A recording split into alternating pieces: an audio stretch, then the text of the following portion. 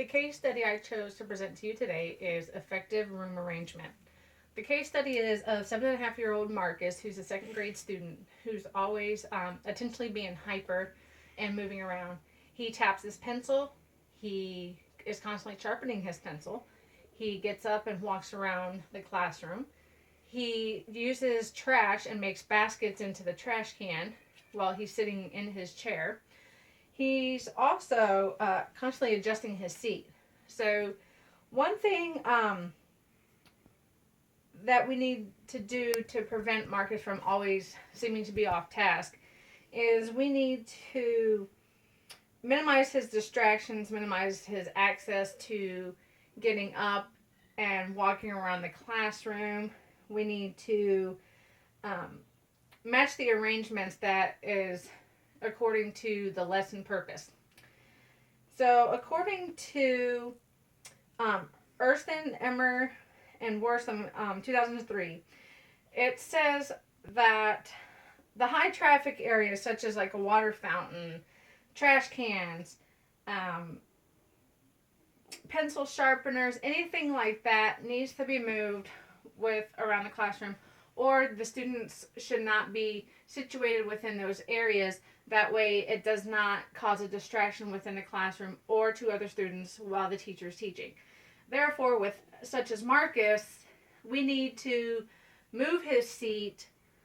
That way, he can't sit there and ball up trash and throw it into a trash can while the teacher's trying to teach or students are trying to learn because it's causing a distraction. Another thing is that with Marcus, with him constantly getting up and moving about the classroom, the teacher needs to put seats together to where the teacher can move about the classroom and help each individual student, as well as to be able to keep an eye on the students, and therefore it's not going to cause a distraction. Um, according to um, according to Guntner and Jack of 1993, they're the ones that suggested that the arrangement of the classroom should allow the teachers to be able to move about and to interact with every student and arrange the furniture that allows walking space between and around items as needed. So, for instance, as I stated with Marcus and the trash can and the pencil sharpener, and which allows him to get up and move or just sit in his chair, the teacher needs to be able to move those items and make the classroom arranged to whereas those items aren't within the distraction of Marcus. Therefore, it's not going to cause a distraction, and he won't be able to constantly be moving about and adjusting himself. Also, according to Lambert of 1995, he says that when the room arrangements do not match the lesson purpose, such as, for instance, where the trash can's in front of Marcus.